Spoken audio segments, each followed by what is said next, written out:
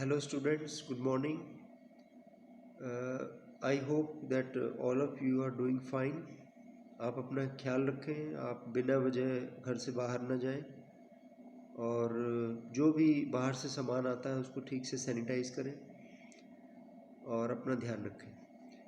तो देखिए आज एक नया टॉपिक हम लोग डिस्कस करने जा रहे हैं। जैसे कि आप जानते हो कि जो फर्स्ट यूनिट है आपकी वो पूरी हो चुकी है। उस यूनिट में जो भी टॉपिक्स थे वो ज़्यादातर कवर हो चुके हैं। Indian ocean and trade network को मैं आपको थोड़ा सा और जो मुझे और मटेरियल मिल जाएगा थोड़ा आपको डिटेल में करवाऊंगा। बाकी कुछ मटेरियल मैंने आपको भेज भी दिया है, आप उसको पढ़ सकते हैं। ठीक है। और कल हमने एक मैप डिस्कस किया था कि 1764 में या 1764 के दौरान भारत की राजनीतिक स्थिति किस प्रकार की थी। तो सेकेंड यूनिट में आज जो हमारा पहला टॉपिक है वो है ब्रिटिश ऑक्यूपेशन ऑफ बंगाल। ठीक है। तो देखिए 18वीं सदी में क्या हुआ था। प्रारंभ में आप जानते हैं कि मुग़ल साम्राज्य का पतन हो रहा था। 1707 में औरंगज़ेब की मृत्यु के पश्चात मुग़ल साम्राज्य के पतन की प्रक्रिया, उसके विघटन की प्रक्रिया आरंभ हुई। वैसे तो उसके शासनकाल में ही पतन की जो परिस्थितियां थी वो बन रही थी, जिस तरह से आर्थिक हालात थे मुग़ल साम्राज्य के। लेकिन उसकी मृत्यु के बाद एक स्ट्रॉन्ग लीडर, एक स्ट्रॉन्ग एम्परर की जो थी वो वैक्यूम क्रिएट हो गया। कोई भी शक्तिशाली शासक नहीं रहा औरंगज़ेब के पश्चात। जो सक्सेशन में जो शासक बने जैसे बहादुर शाह प्रथम या जहांगीर शाह या फ़र्रुखसियार और आगे आने वाले बादशाह, उनमें वो बात नहीं थी जो कि प्रारंभिक 4-5 मुग़ल बादशाहों में थी। जैसे अकबर, जहांगीर, शाहजहाँ, औरंगज़ेब, ये तो बहुत ही शक्तिशाली जो है शासक थे। तो इस तरह से मुग़ल साम्राज्य का पतन शुरू हो गया। और आप जानते हैं कि जब इस तरह से केंद्रीय शक्ति का विघटन होता है तो जो प्रांतीय शक्तियाँ होती हैं वो प्रबल हो जाती हैं। ठीक है। सेंट्रलाइज्ड जो गवर्नमेंट थी वो वीक थी, सेंटर में जो गवर्नमेंट थी वीक थी। और जो प्रोविंशियल गवर्नमेंट्स थी वहाँ पे कौन थे, मतलब मुग़ल शासकों के सूबेदार ही थे वहाँ पे।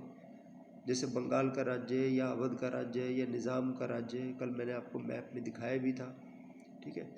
तो अब मुग़ल साम्राज्य बहुत विस्तृत हो चुका था, खासकर औरंगज़ेब के समय तक वो काफ़ी विस्तृत हो गया था। तो अब उस विस्तृत साम्राज्य को बनाए रखना, उसको एक साथ एकजुट करे रखना वो बड़ा कठिन था। वो तभी हो सकता था जब कोई शक्तिशाली शासक होता, लेकिन ऐसा नहीं था। तो क्या हुआ कि जो प्रोविंशियल जो स्टेट्स थे या जो प्रोविंसेस थे वो धीरे धीरे मुग़ल अम्पायर से सेपरेट होने शुरू हुए। यानी मुग़ल साम्राज्य से ये जो प्रांतीय जो राज्य थे वो धीरे धीरे अलग होने लग गए। उन्होंने अपनी स्वतंत्रता घोषित करनी शुरू कर दी। और उनमें से एक जो बहुत ही महत्वपूर्ण राज्य था वो था बंगाल। बंगाल का राज्य आज के बंगाल पश्चिमी बंगाल नहीं था। उस समय बंगाल का जो राज्य था वो आज के बांग्लादेश को भी कवर करता था और बिहार और उड़ीसा को भी कवर करता था।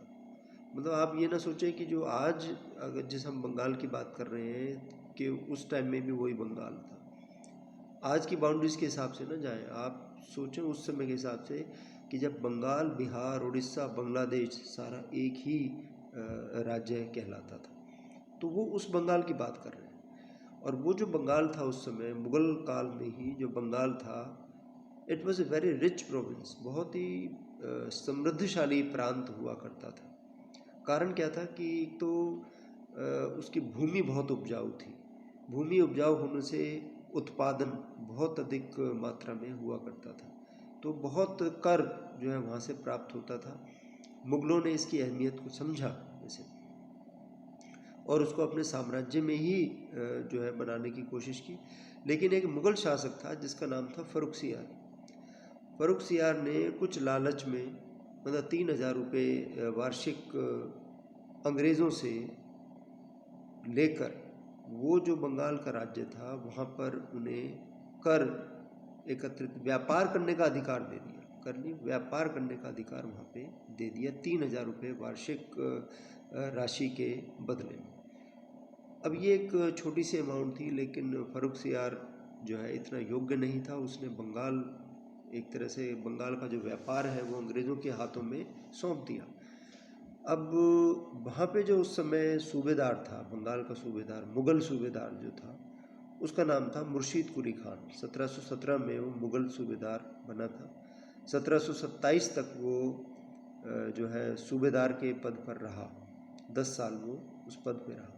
उसके बाद फिर 1727 से 1739 तक शुजाउद्दीन रहा, और शुजाउद्दीन के बाद फिर सरफराज रहा 1739 से 1740।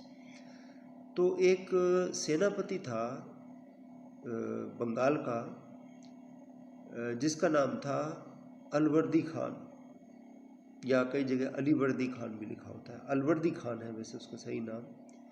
अलवर्दी खान ने क्या किया कि सरफराज की हत्या कर दी, ठीक है, राजगद्दी प्राप्त करने के लिए। अब देखिए, हत्या तो कर दी, और उस समय अंग्रेज भी जो है उनका भी व्यापार पर अधिकार था वहाँ पर। तो केवल 2 करोड़ रुपए देकर मुगलों को अब अपनी सत्ता को भी, आप ये देखो कि जस्टिफाई करना था।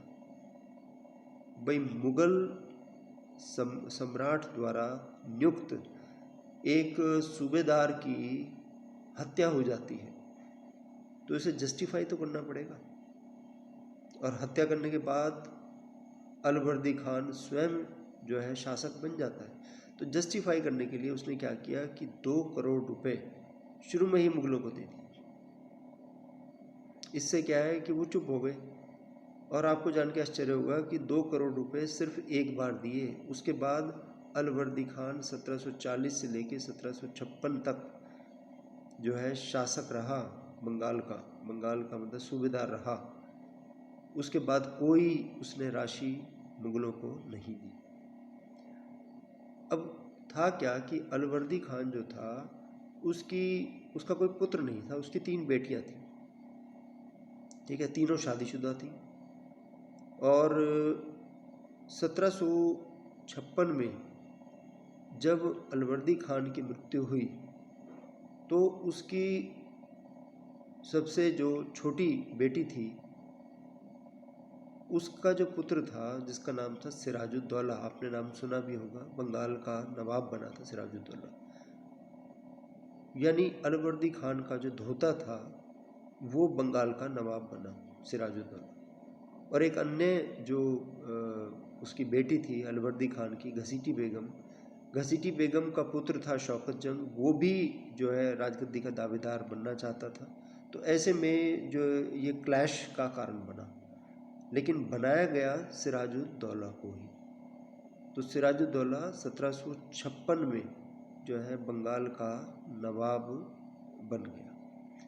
अब जब वो बंगाल का नवाब बना तो उसने देखा कि ये जो अंग्रेज़ हैं, ये निरंतर अपनी गतिविधियां बंगाल में जो है बढ़ा रहे हैं। कलकत्ता की किलेबंदी कर दी इन्होंने फोर्ट विलियम इस्टेब्लिश कर दिया।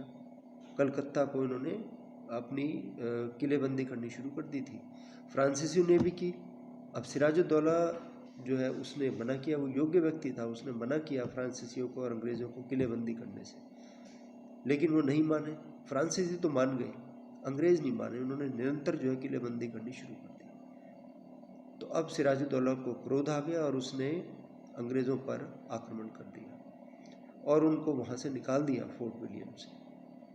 इस युद्ध में वो जीत गया।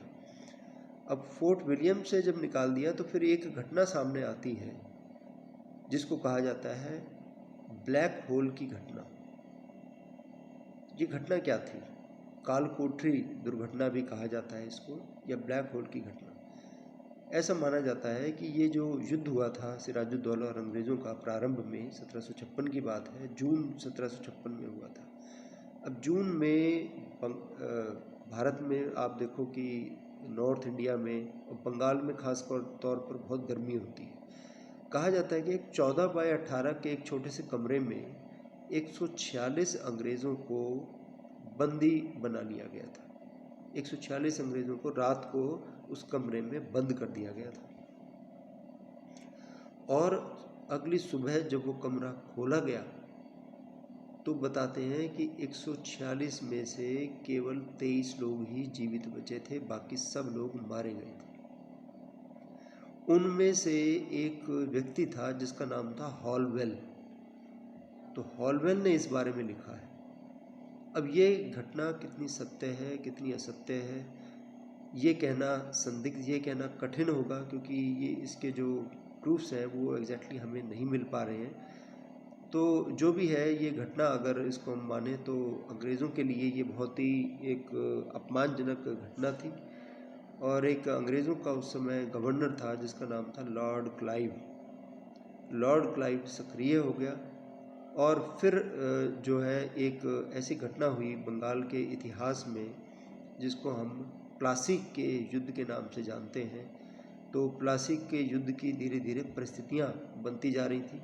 अब ये युद्ध के कारण क्या थे और ये युद्ध किस प्रकार हुआ, इसके क्या परिणाम हुए, वो पढ़ेंगे हम। और उसके बाद प्लासी से भी एक महत्वपूर्ण युद्ध रहा हुआ भारत में, वो भी बंगाल में हुआ और उसका नाम था बक्सर का युद्ध, बैटल ऑफ बक्सर। ये हुआ था 1764 में। तो ये प्लासी के युद्ध के कारण घटनाएं परिणाम महत्व, ये क्वेश्चन इम्पॉर्टेंट है आपके सिलेबस पॉइंट ऑफ व्यू से। और एक जो आज जो हमने पढ़ा है वो ब्रिटिश ऑक्यूपेशन ऑफ बंगाल, हम ये पढ़ेंगे कि बंगाल पर अंग्रेज़ों का अधिकार किस प्रकार से स्थापित हुआ। आप ये देखिए कि 1757 में प्लासी के युद्ध के बाद ही ईस्ट इंडिया कंपनी जो है अंग्रेज़ ईस्ट इंडिया कंपनी ये राजनीतिक शक्ति बन जाती है। पहले ये केवल एक व्यापारिक शक्ति थी। तो वो कैसे बनती है, इस युद्ध के क्या कारण थे, क्या ऐसी घटनाएं हुई, क्या परिणाम हुए, ये फिर हम अगली क्लास में डिस्कस करेंगे। Thank you.